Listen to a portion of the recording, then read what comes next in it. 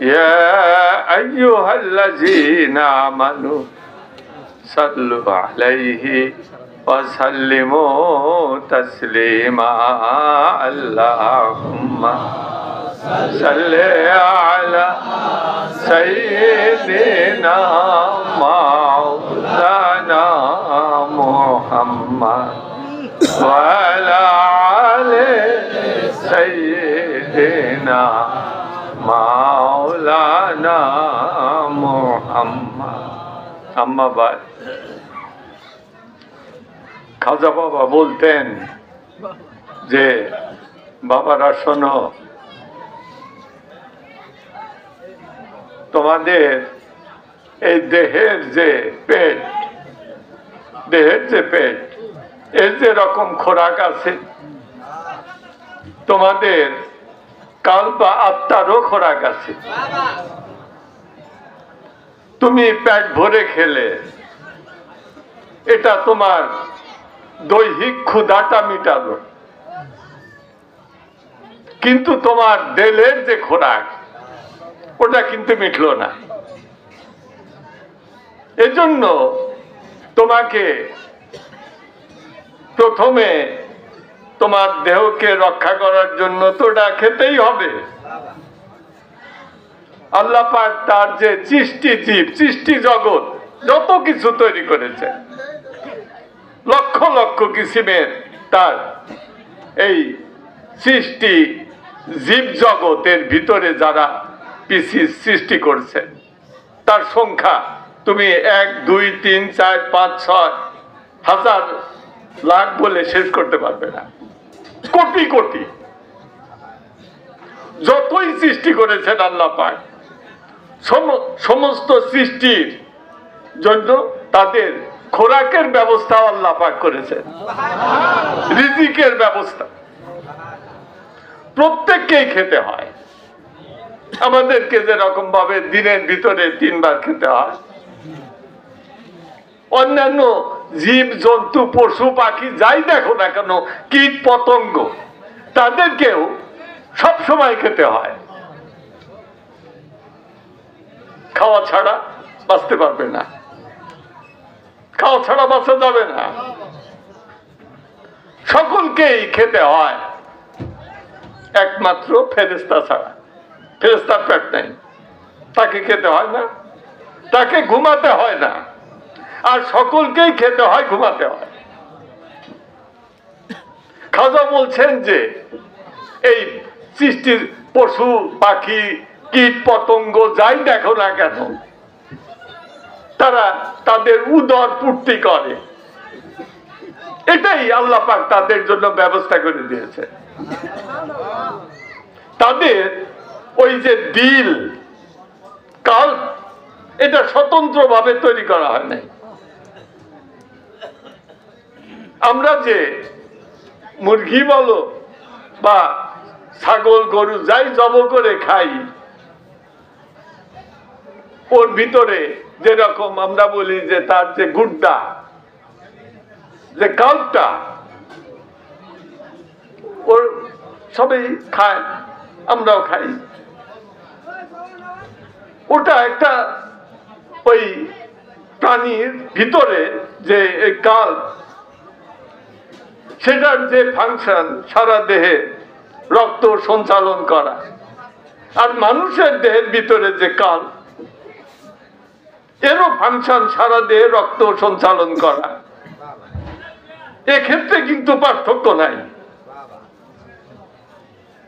কিন্তু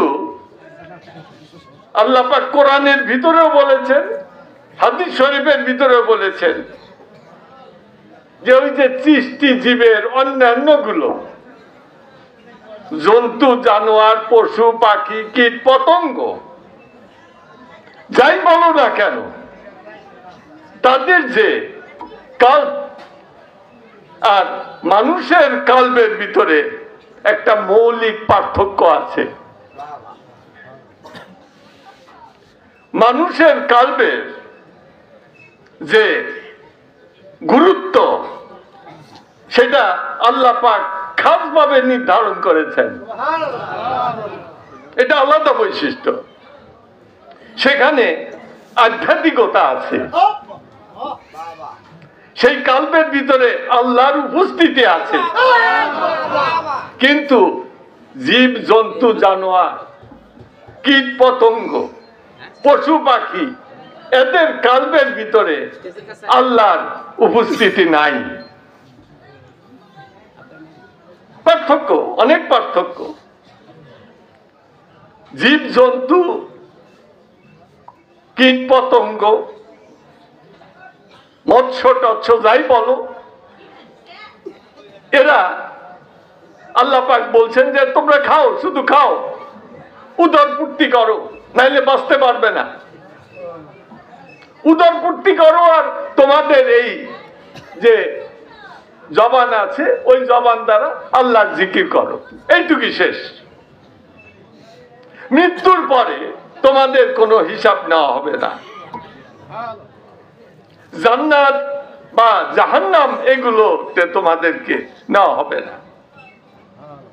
কিন্তু মানুষের যে কাল, একে আল্লাহ পাক এমন ভাবে স্বতন্ত্র তৈরি করেছেন, যেহেতু এটা একটা বিশেষ বৈশিষ্ট্য মণ্ডিত, এই জন্য মানুষের কাল্পের জন্য একটা বিশেষ ব্যবস্থা আল্লাহ পাক তৈরি করেছেন, যে তোমাকে তোমার দেহকে রক্ষা করার জন্য যেরকম উদর পূর্তি করে খেতে হবে, তোমার কাল্পের সেই বৈশিষ্ট্য আধ্যাত্মিক যে সত্তা, সেটাকে রক্ষা করার জন্য কাল্পেরও খোরাক তোমাকে গ্রহণ করতে হবে। কাল্পের খোরাকও তোমাকে গ্রহণ করতে হবে। খাজা বলছেন রুহানি গেজা, শোনো নাই? খাজা বলছেন রুহানি গেজা, রুহের খোরাক, রুহের খোরাক রাখবে। তুমি যদি ওই রুহের খোরাকের যোগান না দাও, তাহলে তোমার সেই কাল্পের রুহের মৃত্যু হবে, রুহের মৃত্যু হবে। এখন ওই কাল্পকে বাঁচানোর জন্য যে রুহের খোরাকের দরকার, সেগুলো তোমাকে খেতে হবে। এই রুহের খোরাকটা কি? এইটা হচ্ছে আল্লাহর ওলিদের একবারে ওই 1450 বছর আগের থেকে যে ওয়াজ নসিহতের মূল বিষয়বস্তু, সেই মূল বিষয়বস্তুটা কি? তোমার কাল্পের যে খোরাক, এটা কি? সেই কাল্পের খোরাক তুমি কিভাবে পাবে, এইটাই বয়ান করে যাচ্ছে। কিয়ামত পর্যন্ত এই বয়ান চলবে। ওহাবীরা এটা বুঝবে না, বুঝবে? আল্লাহ পাক বলেন যে বেহেশতের ভিতরে তোমাদের এই যে বয়স, বুড়া হয়ে গেছো, বা একবারে বাচ্চা বয়সে, মুসলমানের বাচ্চা ছোট বয়সে মারা গেল, বা বুড়া হয়ে গেছে, 100 বছর বুড়া মারা গেছে, কিন্তু বেহেশতের ভিতরে যখন দেওয়া হবে তখন কিন্তু ওই বয়সের কোনো তারতম্য থাকবে না, এক বরাবর হয়ে যাবে। আর তোমার এই দেহটা কিন্তু এই 3.5 হাত থাকবে না, অনেক বড় হবে। আদমের সৃষ্টির সময় যেরকম দেহের বৈশিষ্ট্য, দৈর্ঘ্য প্রস্থ সেরকম হবে। ওখানে কিন্তু খাওয়ার ব্যবস্থা আছে, পেটের খাওয়া, এটাও ব্যবস্থা করা আছে। বেহেশতের যে খোরাক, এই আমাদের এই 3.5 হাত মানুষের যে পৃথিবী জোড়া এত খাওয়াটা উৎপন্ন হয়, তাও খাদ্য ঘাটতি পড়ে যায়।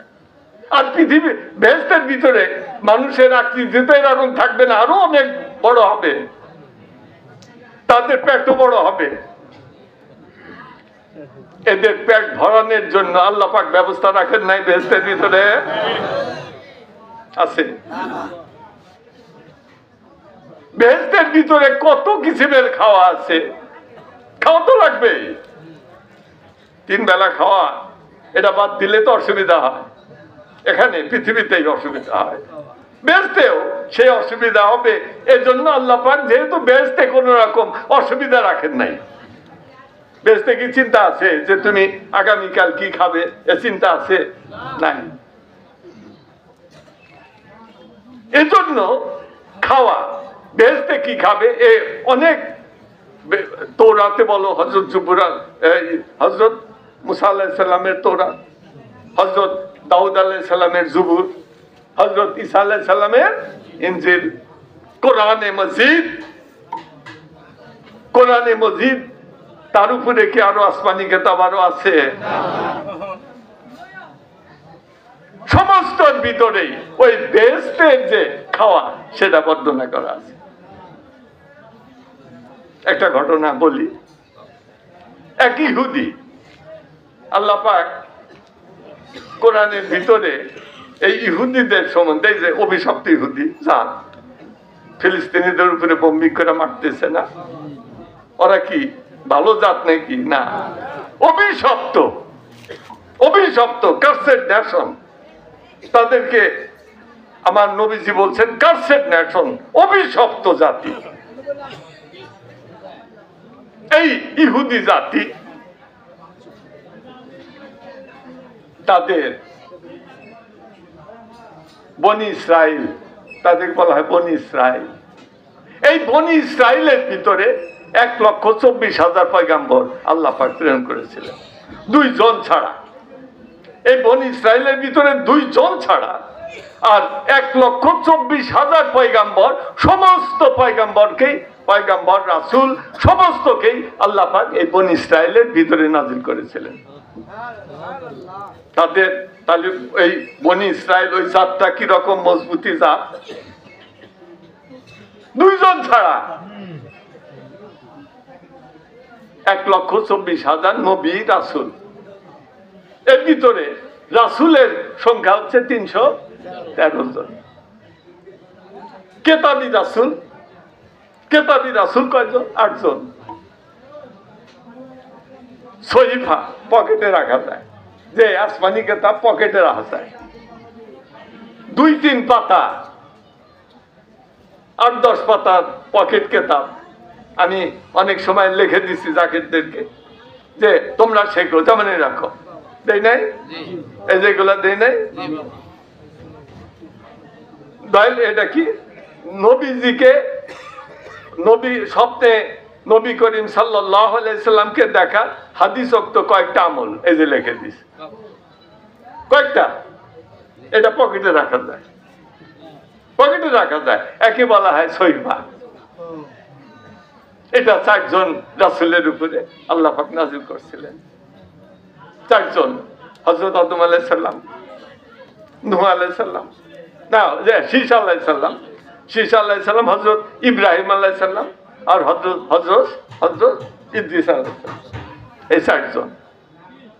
আর পরবর্তী পর্যায়ে যে কিতাব, অনেক সময় বলা হয় যে হযরত আদম আলাইহিস সালামের উপরে আল্লাহ পাক যে আসমানি কিতাব তৌরাত নাযিল করছিলেন, ওই তৌরাত বহন করার জন্য 70টা উট লাগতো।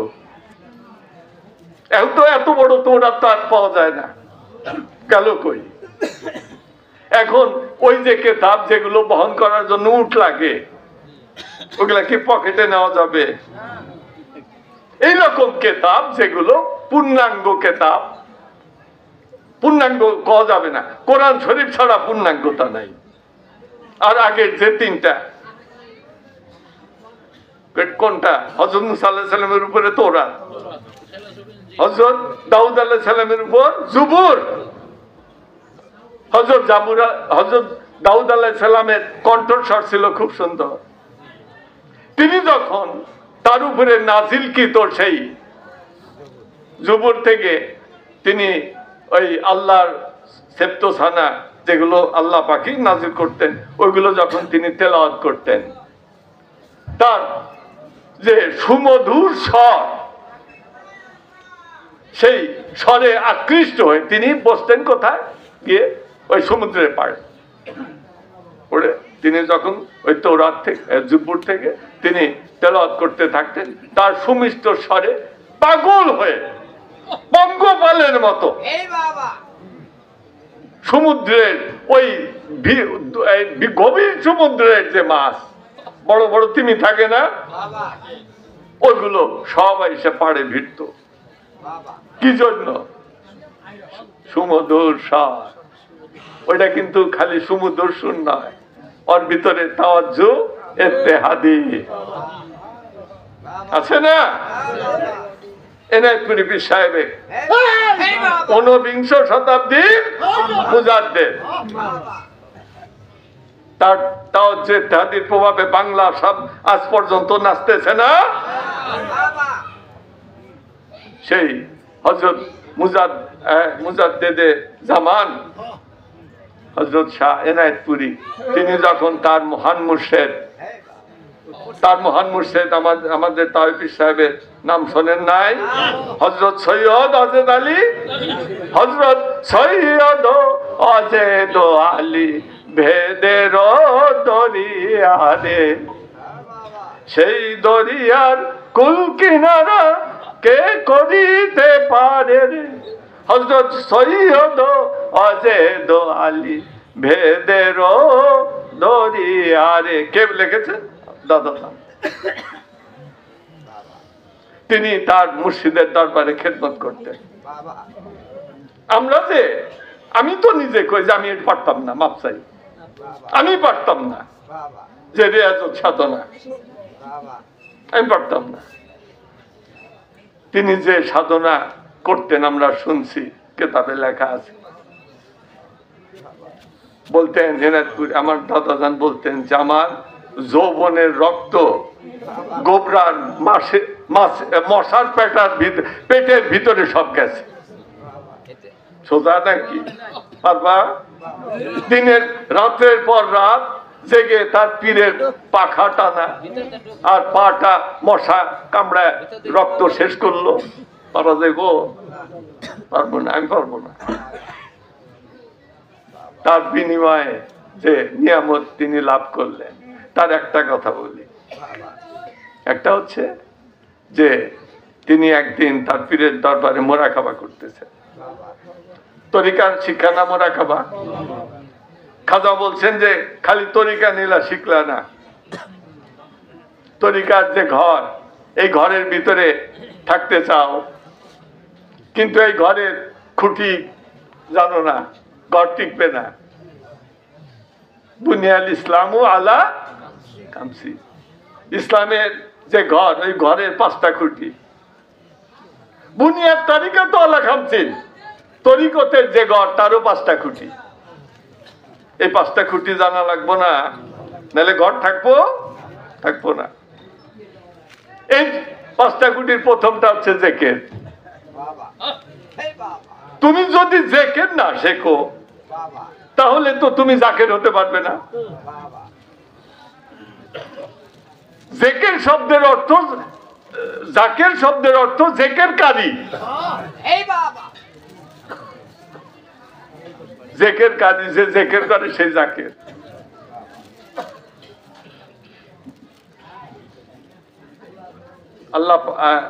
আল্লাহর নবী বলছেন যে যে ব্যক্তি জেকের করবে বেলে মুখে, সে জান্নাতে যাবে। হাদিস শরীফের ভিতরে সহিহ হাদিস, যেখানে আমার নবীজি বলেন মান ক্বালা লা ইলাহা ইল্লাল্লাহু মুহাম্মাদুর রাসূলুল্লাহ সাল্লাল্লাহু আলাইহি ওয়াসাল্লাম ফাদাখালাল জান্নাহ। যে ব্যক্তি কালেমা পাঠ করবে সে অবশ্যই জান্নাতে দাখিল করবে। এটা বললেন কোথায়? তিনি একটা খুব মনোরম এক জায়গায় বসে আছেন একা একই। তার সাথে আছেন কি? আশিকে রাসূল হযরত বিলাল, হযরত নবীজির সাথে। তিনি মদিনার একটা আঙ্গুর বাগান, মনোরম জায়গা, আঙ্গুরের ফল ঝুলে আছে, উপরে আঙ্গুরের এই মাছা আছে, আর উপরে আঙ্গুরের ছায়া, সূর্যের তাপ লাগে না, ভিতরে মনোরম পরিবেশ। ওই জায়গায় নবীজি আছে। আর হযরত বেলাল, নবীজি বললেন খুব তোমার ভালো একটা মেজাজ, প্রশান্তি মেজাজ। তিনি বললেন যে বেলাল, বাবা বেলাল শোনো, আমি তোমাকে একটা হাদিস বলি। যে হুজুর দয়া করে বলেন। তার বললেন যে এই হাদিসটা বললেন যে মান ক্বালা লা ইলাহা ইল্লাল্লাহু ফাকাদ দাখালাল জান্নাহ। যে ব্যক্তি কালিমা তাইয়্যিবা পাঠ করবে আল্লাহ পাক তাকে অবশ্যই জান্নাতে দাখিল করে দেবেন। এই মাওলানা আব্বাসউদ্দিন নুরি জিকির করে না? খাজা বলছেন যে তোমরা দুই রকম জিকির করবা, একটা হইতেছে না, একটা করবা তোমরা জাত জিকির করো না, আল্লাহ আল্লাহ। আরেকটা হচ্ছে